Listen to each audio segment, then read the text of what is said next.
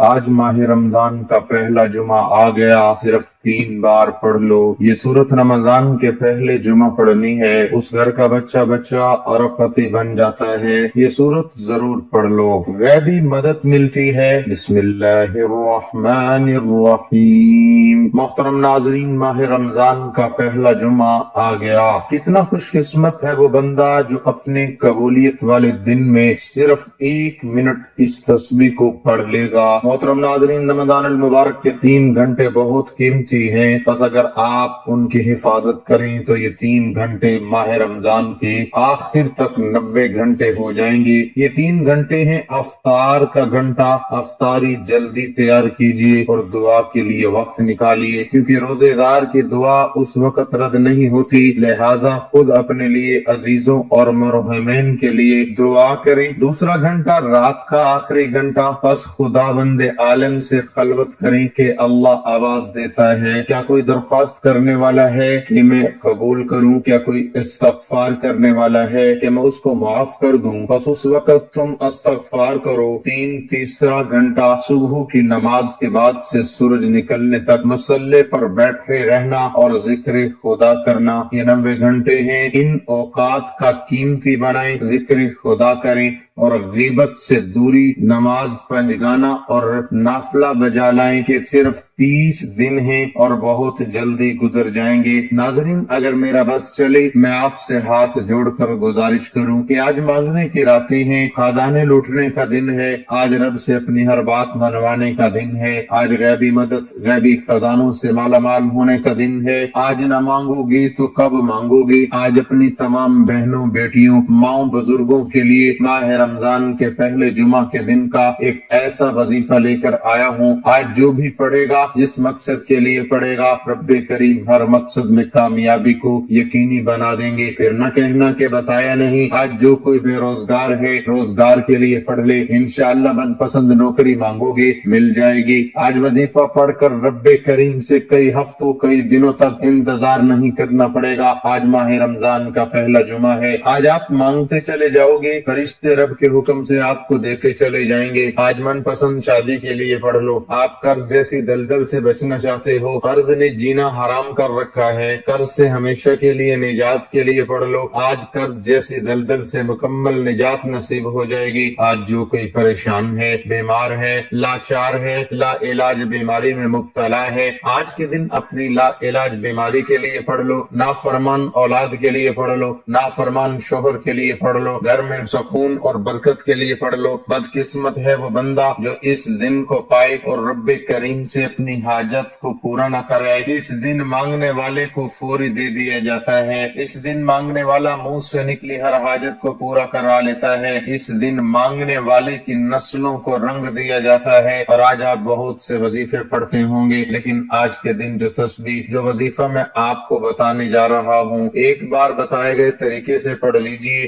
آج کھلی آنکھوں سے معجزات دیکھیں گے، رب کی ذات پڑھنے والے پر اتنا کرم فرمائے گی، اتنی نعمتوں کی برسات فرمائے گی، اتنی کامیابی، عروج اور ترقی نوازے گی کہ آپ دونوں ہاتھ اٹھا کر مجھے دعا دینے پر مجبور ہو جائیں گے کہ واقعی کسی نے وظیفہ بتایا تھا۔ میرا مقصد دکھی انسانیت کی خدمت کرنا ہے، میرا مقصد آپ تک وہ اعمال، وہ وظائف لے کر آنا ہے جن کا کوئی وجود ہے، جن کو پڑھنے سے بے شمار فائدے ہوتے ہیں، جن کو لاکھوں لوگوں نے آزمایا اور اپنی حاجات کو پورا کرایا۔ میرا مقصد بنے بنائے وظیفے نہیں بتانا، وہ وظائف لے کر آنا ہے جو واقعی وجود رکھتے ہیں۔ زندگی اب موقع دے رہی ہے، اگر اب نہ مانگو گے تو کب مانگو گے؟ یہ موقع سال میں ایک بار ملتا ہے۔ ماہ رمضان کے پہلے جمعہ کے دن یہ وظیفہ پڑھ لینا 1 منٹ کی تسبیح ہے۔ میرے سمجھانے میں، میرے بتانے میں وقت لگے گا، کیونکہ میں نہیں چاہتا کہ آپ سے کسی بھی قسم کی غلطی کوتاہی ہو جائے۔ اگر آج یہ دن جو سال میں ایک بار آتا ہے، یہ قبولیت کی گھڑیاں چھوٹی سی لاپرواہی سے ضائع ہو گئی تو وظیفے کا فائدہ نہ ہوگا۔ اس لیے میری تمام بہنوں، بیٹیوں، ماؤں، بزرگوں، جو کوئی دکھیارے ہیں، پریشان ہیں، تنگ دست ہیں، آج رب کی ذات بندے کی نہ شکل کو دیکھتی ہے، نہ اعمال کو دیکھتی ہے، اس دن کے صدقے تمام نسلوں کو رنگ دیتی ہے۔ جس گھر میں 1 منٹ کی تسبیح پڑھی جائے گی، اس گھر کا بچہ ارب پتی بن جائے گا۔ اور اس وظیفے کی سب سے بڑی فضیلت یہ ہے کہ یہ وظیفہ مغرب سے پہلے ہر حاجت کو پورا کر دے گا۔ آج کے دن جو بندہ وظیفہ یہ تسبیح پڑھے گا، مصلی چھوڑنے سے پہلے ہر حاجت پوری ہوگی، اور جن کی حاجت فوری طور پر پوری نہیں ہوگی انشاءاللہ مغرب کی اذان سے پہلے آپ کو خوشخبری مل جائے گی۔ اللہ والوں، کتنی خوش قسمتی ہے کہ رب کی ذات مغرب سے پہلے ہر حاجت پورا کرنے کو تیار ہے، نسلوں کو رنگنے کے لیے تیار ہے، بگڑے کام سنوارنے کے لیے تیار ہے۔ رب کی ذات کہتی ہے میں مانگنے والے کو پسند کرتی ہوں۔ اب یہ نہ کہنا کہ مانگنے کا طریقہ نہیں آتا۔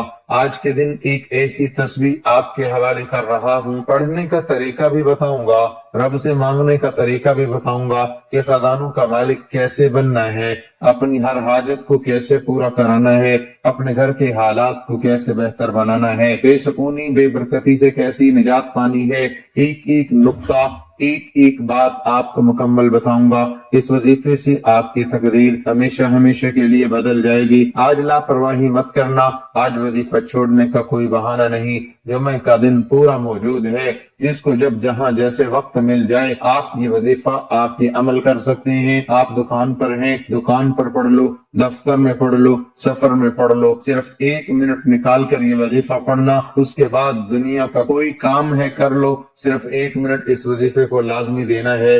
وقت کی نزاکت کو مد نظر رکھتے ہوئے آئیے آج کے اس عمل کی طرف چلتے ہیں۔ عمل کی بہترین رہنمائی کے لیے ویڈیو کو آخر تک لازمی دیکھیے گا۔ آج کے دن میں خصوصی دعا کرتا ہوں، آپ نے آمین ضرور کہنا ہے۔ پتہ نہیں سینکڑوں ہزاروں لوگوں تک یہ ویڈیو جائے گی، کس کی آمین رب کریم کو پسند آ جائے اور ہم سب کے بگڑے کام بن جائیں، ہم سب کی نیک جائز حاجات پوری ہو جائے۔ اے میرے مالک، تو رحمان ہے، تو رحیم ہے، تو کریم ہے، تجھے تیری شانی کریمی کا صدقہ۔ مولا آج جو دکھیاری ہیں، پریشانی ہے، تنگ دست ہیں، ہم سب کی نیک جائز حاجات کو پورا فرما۔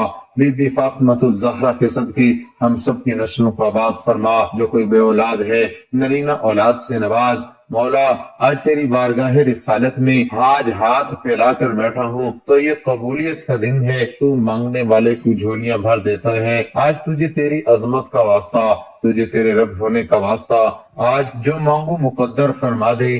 آج جو کوئی دل میں نیک جائز حاجت لے کر بیٹھا ہے، مجھ سمیت ہم سب کے نیک جائز حاجات کو پورا فرما۔ جو مانگا مقدر فرما، جو نہیں مانگ سکے بن مانگے عطا فرما۔ اے میرے مولا، تو اپنے در سے کسی کو خالی نہیں لوٹاتا، آج ہم سب پر نظر کرم فرما۔ تیری ایک نظر کرم کے محتاج ہیں، ہماری پوری زندگی کا سوال ہے۔ مولا آج کبھی کسی کا دل دکھایا، زیادتی کی ہے، گناہ گار ہوں، سیاہ کار ہوں، ہم سب کے کبیرہ صغیرہ گناہوں کو معاف فرما۔ آمین۔ وقت ضائع کیے بغیر آج کے دن کے خاص وظیفے کی طرف چلتے ہیں۔ ناظرین، آپ نے کرنا کیا ہے، آپ چاہے نماز فجر، ظہر، عصر، مغرب کسی بھی وقت یہ وظیفہ پڑھ سکتے ہیں۔ پوری رات پورا دن موجود ہے۔ مصلی پر بیٹھ کر آپ نے سب سے پہلے نبی کریم صلی اللہ علیہ وآلہ وسلم کی ذات پر درود پاک پڑھنا ہے۔ درود پاک آپ کوئی سا بھی پڑھ سکتے ہیں۔ آپ صلی اللہ علی محمد پڑھ لیں، آپ صلی اللہ علیہ وآلہ وسلم پڑھ لیں، آپ نواز والا درود ابراہیمی پڑھ لیں تو سب سے بہتر ہے۔ درود پاک پڑھنے سے پہلے ایک بات توجہ کیجیے گا، ہو سکتا ہے ابھی تک آپ نے ویڈیو سکپ کر کر کے دیکھی ہو، لیکن اب وظیفے کا طریقہ بتا رہا ہوں۔ یہ موقع سال میں ایک بار ملتا ہے، یہ دن سال میں ایک بار آتا ہے۔ آپ کی چھوٹی سی کوتاہی، لاپرواہی سے وظیفہ ضائع ہو سکتا ہے، اس لیے ویڈیو کو بغیر سکپ کیے، بغیر کاٹے دیکھنا۔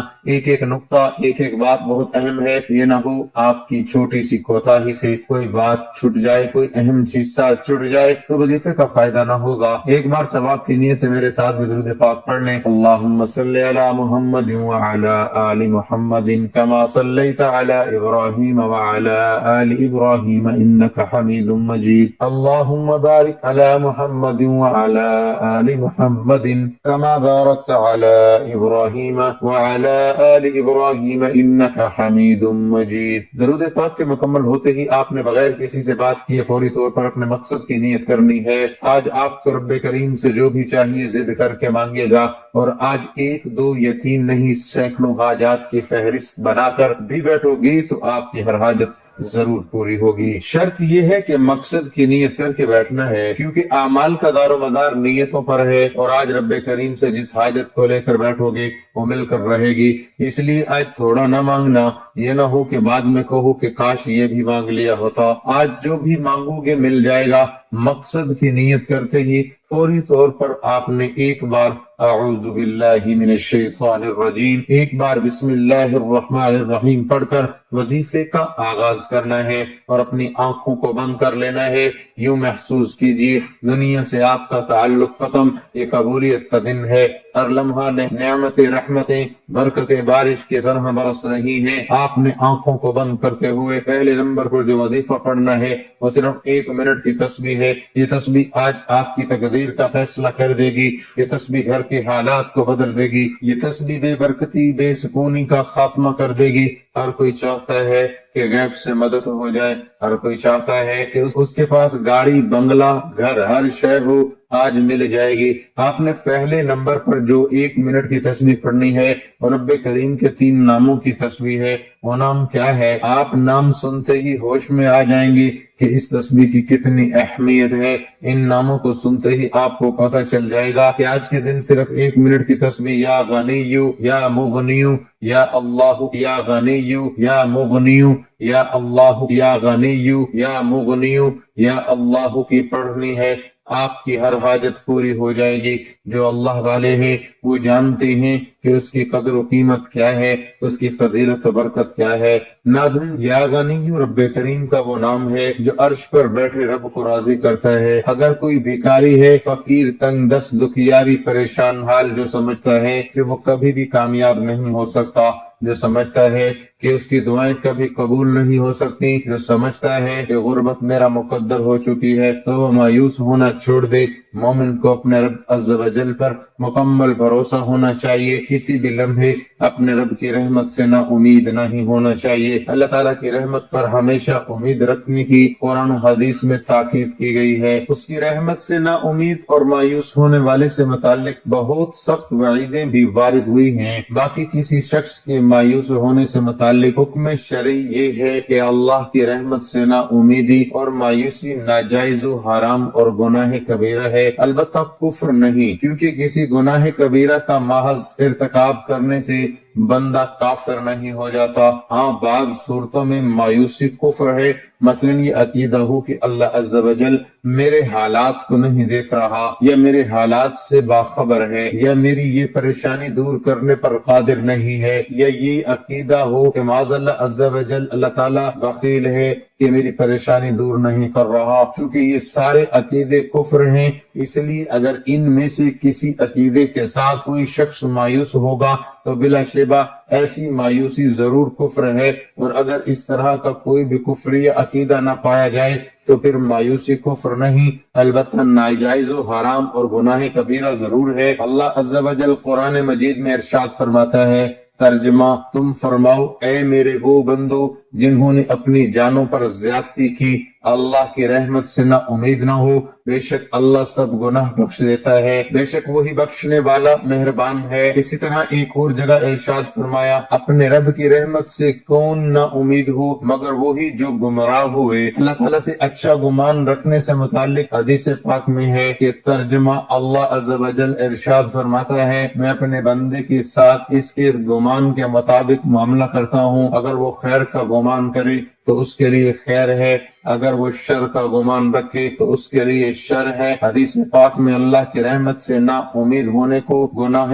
کبیرہ قرار دیا گیا ہے۔ چنانچہ نبی پاک علیہ الصلوۃ والسلام سے کبیرہ گناہوں سے متعلق پوچھا گیا تو ارشاد فرمایا، اللہ تعالیٰ کے ساتھ کسی کو شریک ٹھہرانا، اس کی رحمت سے نا امید ہونا اور اس کی خفیہ تدبیر سے بے خوف ہو جانا ہے۔ مایوسی کے گناہ کبیرہ ہونے سے متعلق علامہ ابن حجر حتمی رحمۃ اللہ علیہ فرماتے ہیں، مایوسی کو گناہ کبیرہ میں شمار کیا گیا ہے اور یہی ظاہر ہے کیونکہ اس بارے میں بہت سخت وعید وارد ہوئی ہے، بلکہ حدیث پاک میں تو مایوسی کے گناہ ہونے سے متعلق صراحت ہے، بلکہ اس سے بھی بڑھ کر حضرت عبداللہ بن مسعود رضی اللہ عنہ سے مروی ہے کہ مایوسی اکبر الکبائر یعنی کبیرہ گناہوں میں سے بھی بڑا گناہ ہے، محض گناہ کبیرہ کا ارتکاب کفر نہیں۔ چنانچہ امام اعظم امام ابو حنیفہ رحمۃ رحمت اللہ علیہ فرماتی ہیں، ترجمہ: کسی مسلمان کو گناہ کا ارتکاب کرنے کی وجہ سے ہم کافر نہیں قرار دیں گے، اگرچہ وہ گناہ کبیرہ ہی کیوں نہ ہو، بشرط یہ کہ وہ اسے حلال نہ سمجھتا ہو۔ دنیاوی معاملات یا بیماری کے معالجات و اخراجات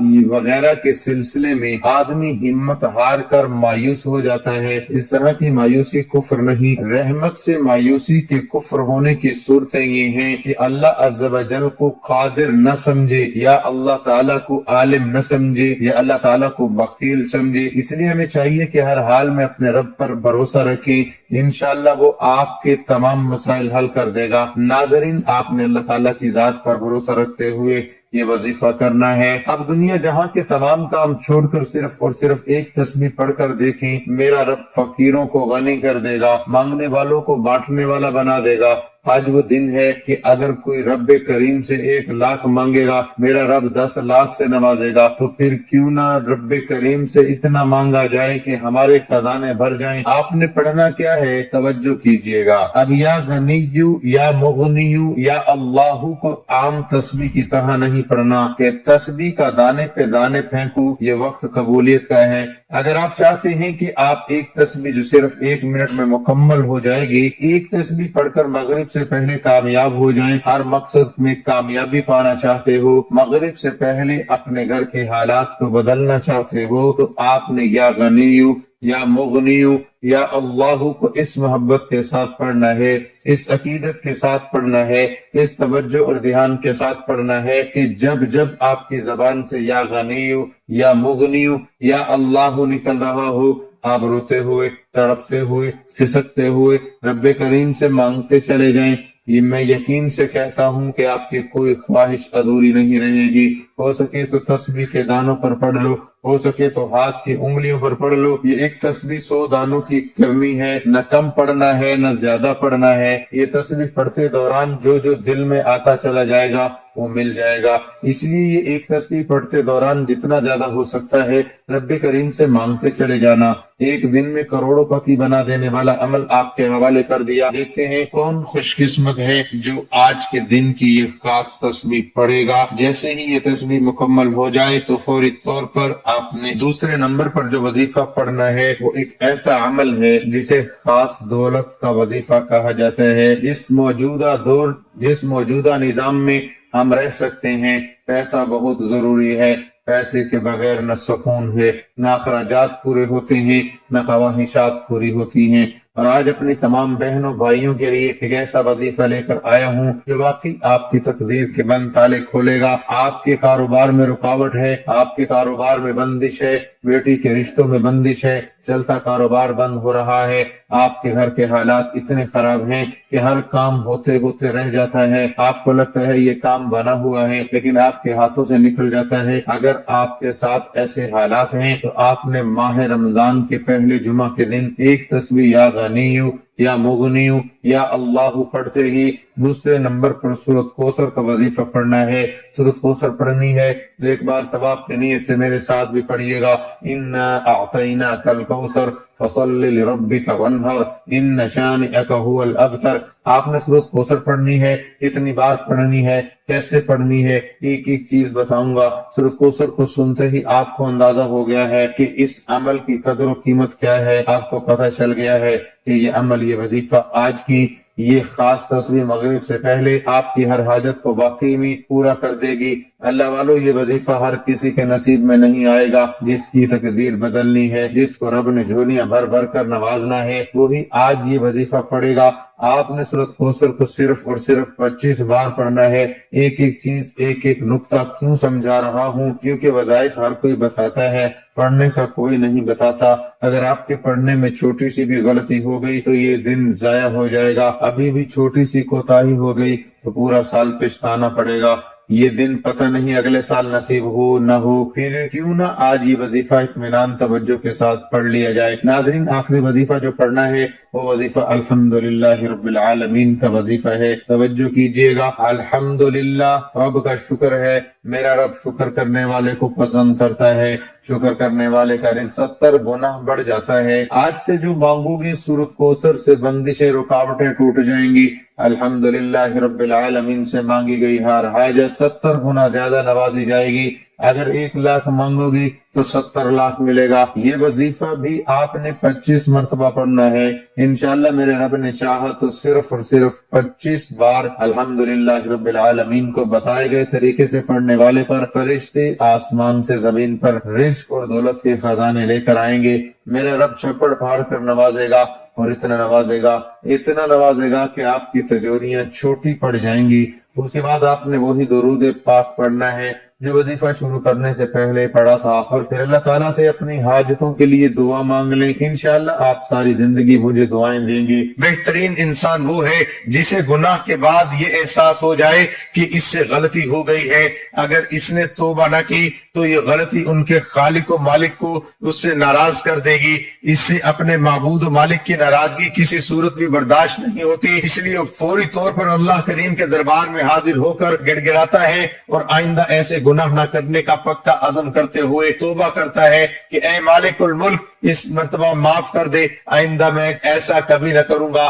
گناہ کے بعد ایسے احساسات اور پھر توبہ کے لیے پیشمانی و ندامت پر مبنی یہ عمل ایک خوش نصیب انسان کے حصے میں آتا ہے، جبکہ اس جہاں میں کئی ایسے بد نصیب سیاہکار بھی ہیں جن کو زندگی بھر یہ احساس نہیں ہوتا کہ ان کا مالک ان سے ناراض ہو چکا ہے، اور وہ ہے کہ دن رات گناہ کرتے چلے جاتے ہیں اور رات کو گہری نیند سوتے ہیں، یہ مزید گناہوں پر مبنی اعمال میں مصروف رہ کر گزار دیتے ہیں، جبکہ اللہ کریم اس وقت پہلے آسمان پر آ کر دنیا والوں کو آواز دیتا ہے، اے دنیا والوں، کوئی ہے جو مجھ سے اپنے گناہوں کی مغفرت طلب کرے، کوئی توبہ کرنے والا میں اسے اپنی رحمت سے بخش دوں۔ اے اللہ، رمضان کا مہینہ قریب آ گیا، بس آپ اس مہینے کو میری سلامتی کا ذریعہ بنائیے اور مجھے اس مہینے میں گناہوں سے محفوظ فرمائیے اور میری طرف سے اسے سلامتی والا بنائیے۔ اے اللہ، مجھے صبر و اجر کی امید کے ساتھ اس روزے اور راتوں کی عبادت کے توفیق عطا فرمائیے، اور اس مہینے میں مجھے کوشش کرنے کی، محنت کرنے کی، طاقت کی اور چستی کی توفیق عطا فرمائیے، اور مجھے بچا لیجئے اس مہینے میں اکتاہٹ، تھکنے، سستی اور اونگنے سے، اور اس مہینے میں مجھے شب قدر نصیب فرمائیے جس کو آپ نے ہزاروں مہینے سے بہتر بنایا ہے۔